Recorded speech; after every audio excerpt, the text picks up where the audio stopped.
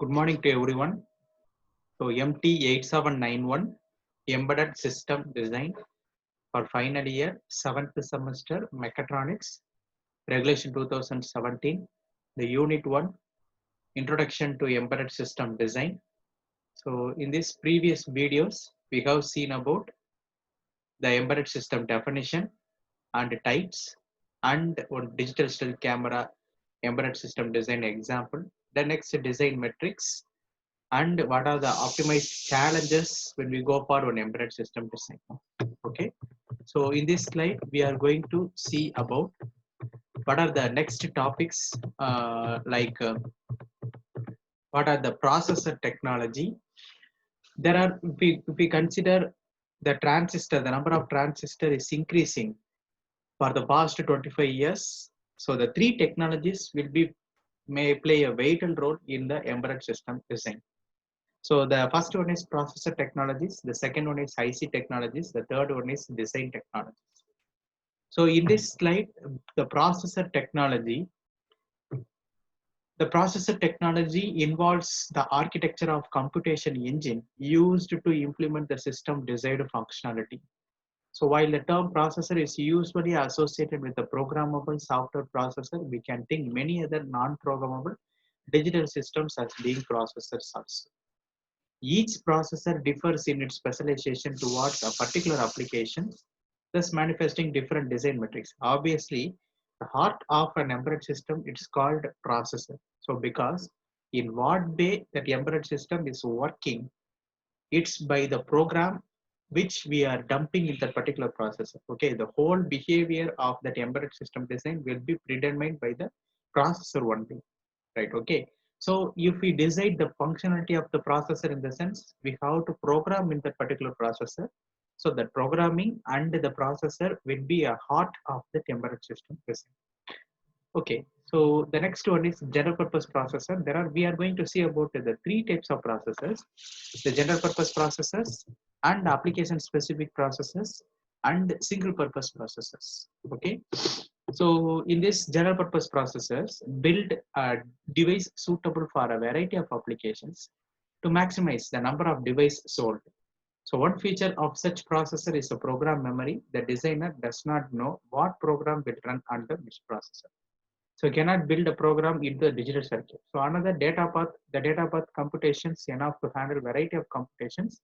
So a larger register file, one or more general purpose processors, the arithmetic logic units. So an embedded system designer, however, need not concern about a design of general purpose processor. So general purpose processor means we can design that processor in a wide variety of applications. Okay, so depends upon that wide variety of applications, the complexity of the processors will also a major role.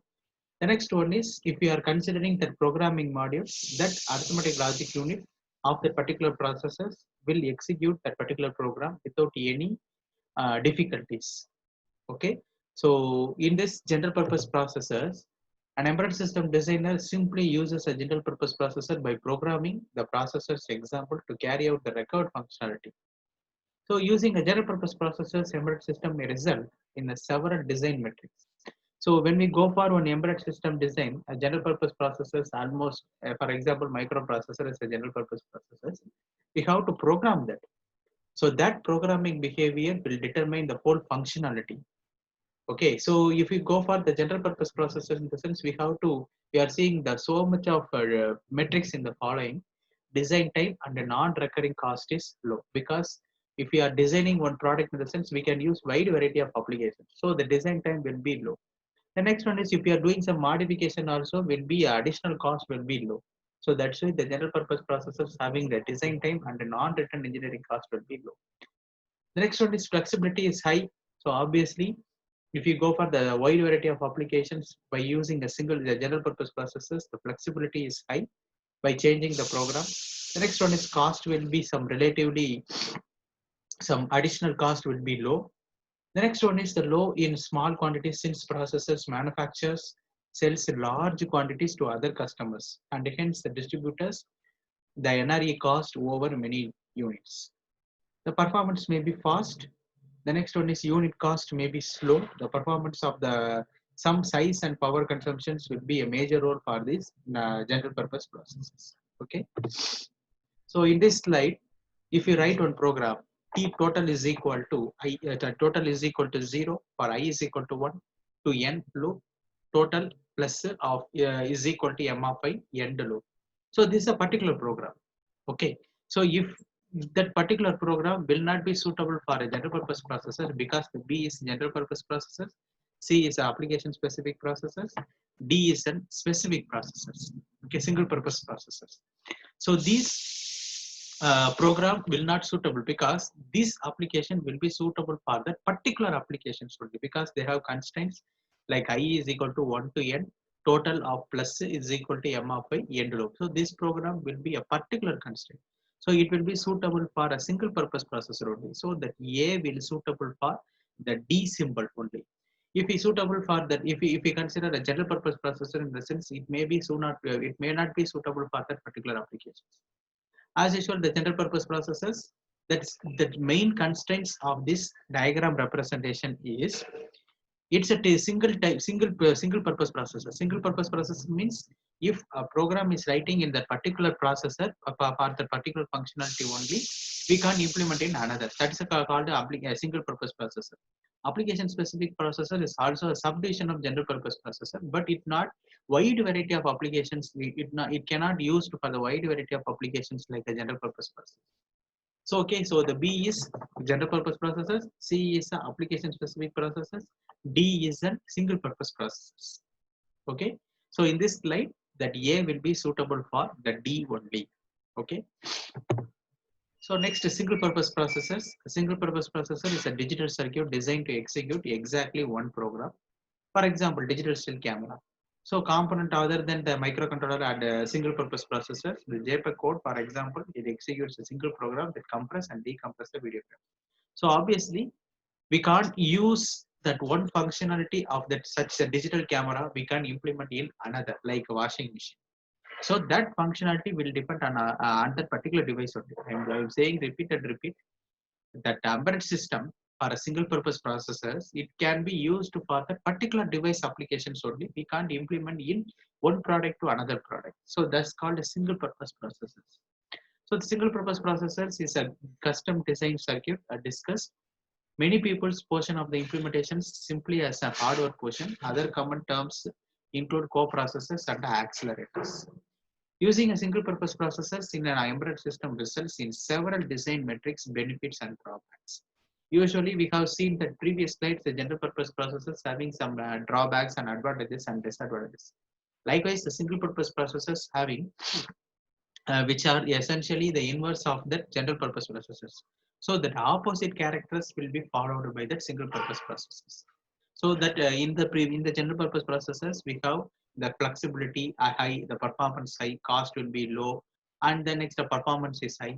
The next that opposite to the single purpose processor is considered as the performance may be fast, but the size and the power may be a small.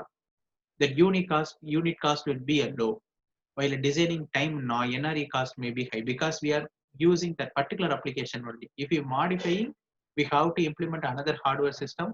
So that maybe hardware system will cost some high cost.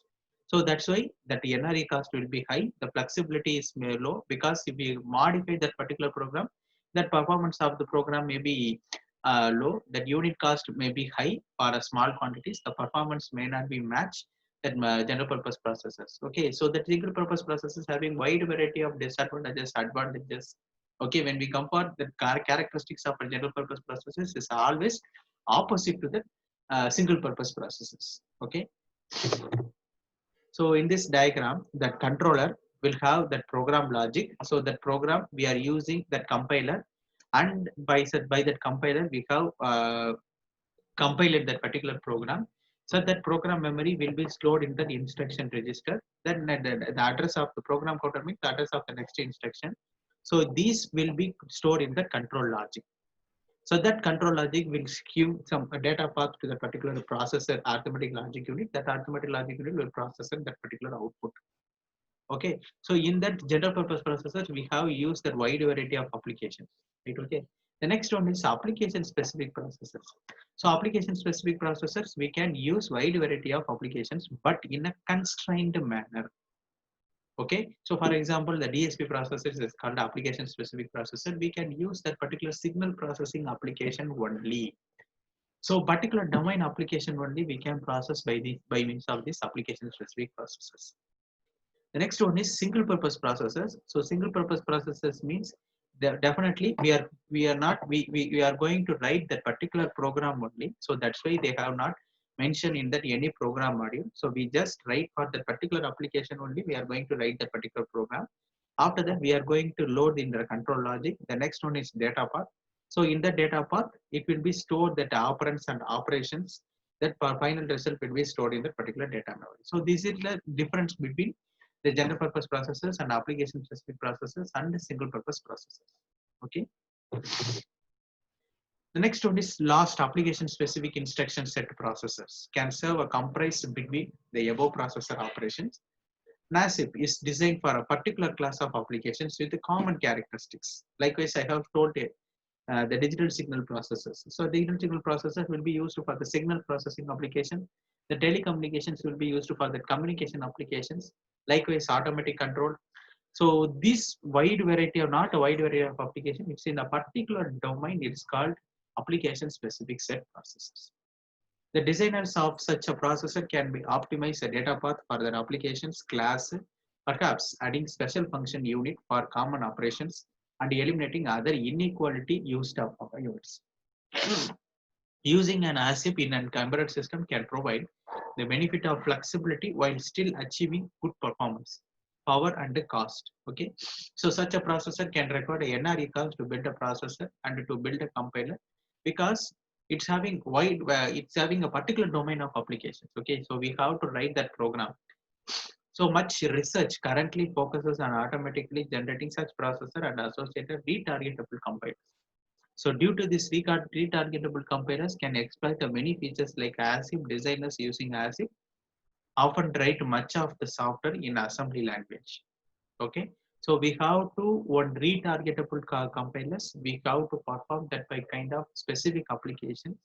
So there may be some there may be some leads to some good performance. So that examples of application specific processes is called DSP. So DSP processor designed to perform a common operations of digital signals. Okay, already I told. Okay. Okay. The next one is IC technology. So IC technology means in the older days we have used the transistor technology. So the transistor technology will leads to the next technology is called IC technology. It's contain more gates and logic functions. The next one is now we are using that microcontroller technology. So likewise we have used so much of latest microcontroller technology. So this is an evaluation of IC technology. The next one is every processor must eventually be implemented on an IC.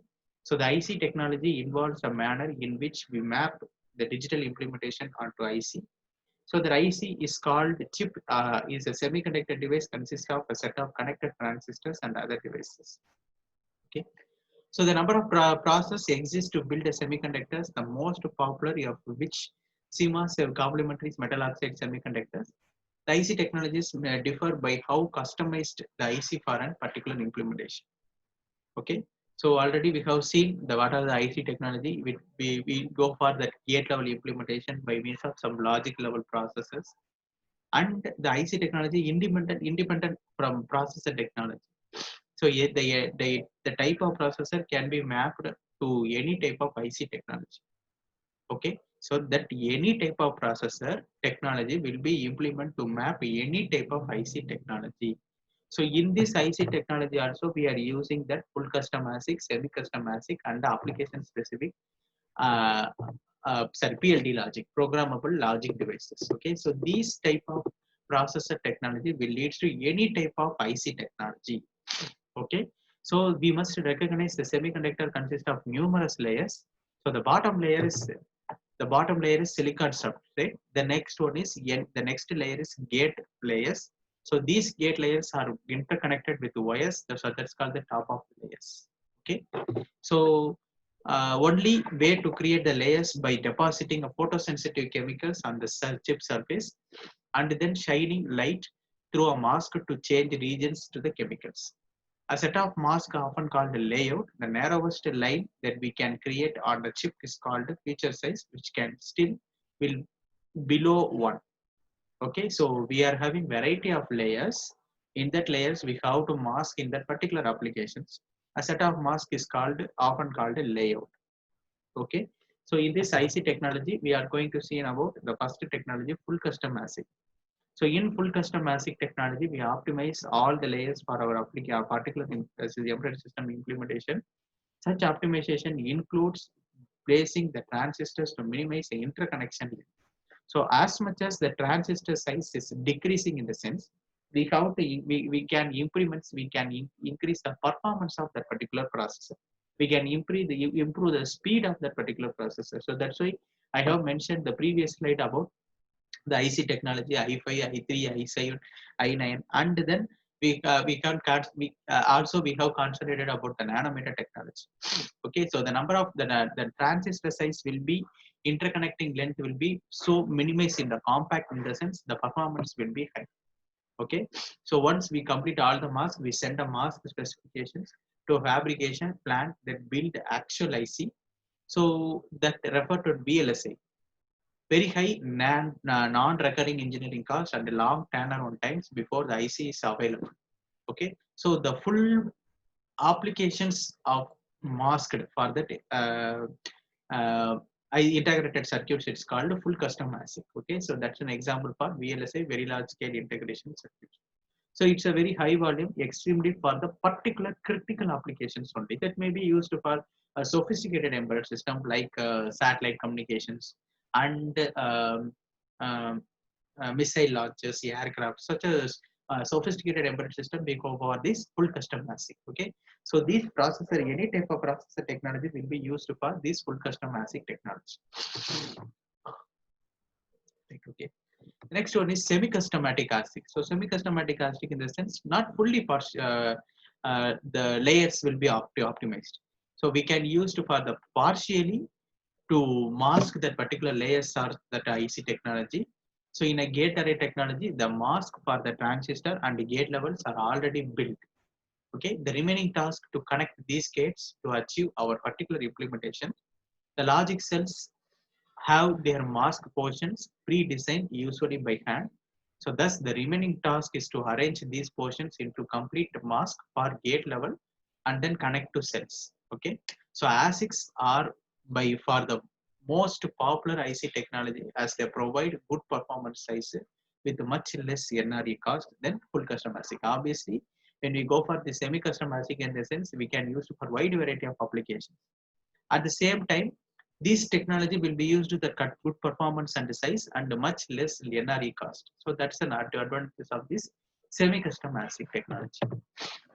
So in this device, in this image, already we have mentioned that any type of processor technology will be used for this any type of application specific IC technology. So that's why they have implemented in.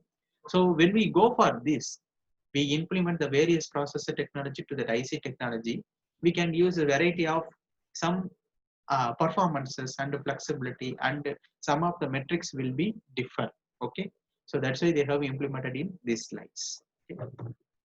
The next one is programmable logic devices. So programmable logic devices, all the layers exist, so we can purchase the actual IC. Okay, the layer implementation, a programmable circuit where programmable has a lower level meaning than a software program. So a program that takes place may consist of creating or destroying connections between the wires and connecting gates, either blowing fuse or setting a bit of programmable switch. So we can divide the PLD into two types. The first one is simplex and the complex. The first one is programmable logic array. The second one is programmable array logic. Okay, so these are all the two types about PLD devices. Okay, right. So next one is we are going to concentrate the design technology. Okay, so in this PLD offer very low NRE cost and almost instant IC availability. So however, they have typically bigger than ASICs, may have higher unit cost, may consume more power and may be slower.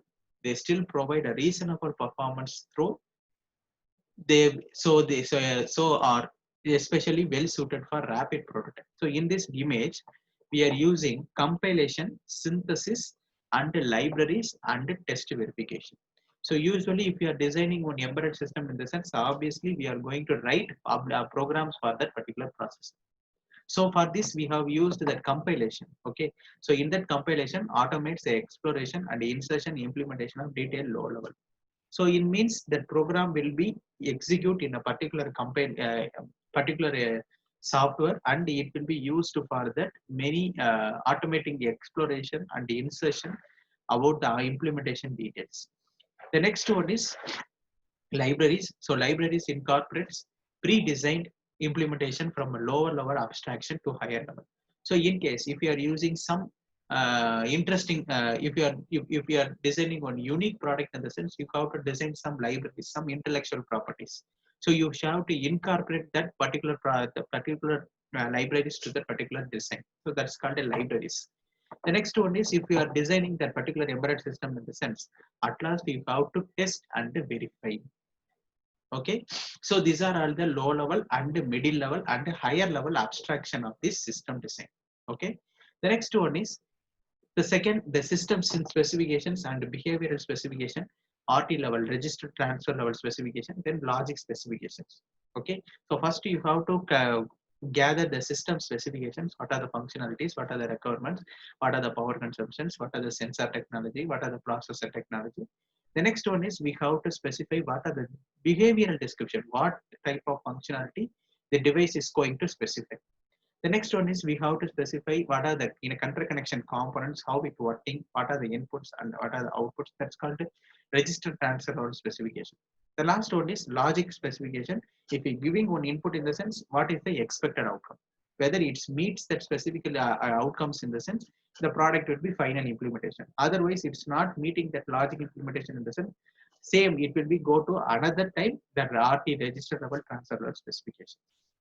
Okay, so in this compilation and synthesis, the system synthesis, it will be the libraries will be used for hardware and software components. The next one is specification will be used for the simulations. The next one is behavioral synthesis. So behavioral synthesis we used for that particular functionality. So we have to specify the code and hardware of software core simulators. The next one is RTL level simulations, RTL level components and HDL simulators. We go for that Verilog languages and VHDL languages. The next one is logic synthesis, gates and gate simulators. So if you are crossing these type of processes from top to bottom level, top down approach and bottom up approach, then final implementation will be a good product. Okay. Next one is design technology. So up to this, we are stopping this class.